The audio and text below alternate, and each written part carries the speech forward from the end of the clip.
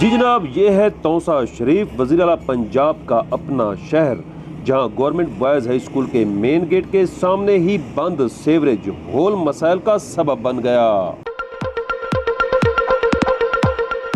Main gate کے سامنے بند sewerage whole نہ صرف غلیظ اور تعفن زدہ پانی اگلنے لگا، بلکہ اسی ہول سے گوبر کے ڈھیر بھی نکلنے لگے ہیں۔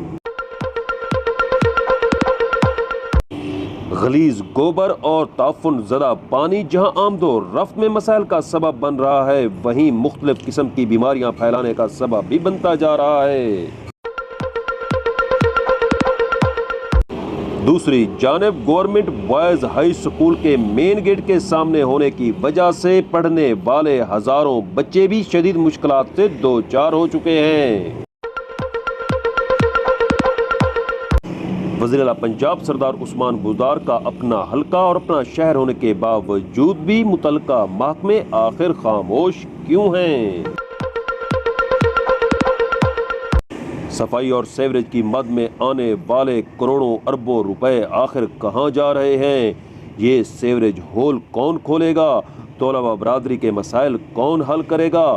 مکینوں کو اس بدبودار پانی اور تعفن زدہ ماحول سے کون بچائے گا؟ یہ ہیں وہ سوالات جن کے جوابات توسا انتظامیہ پر قرض ہیں۔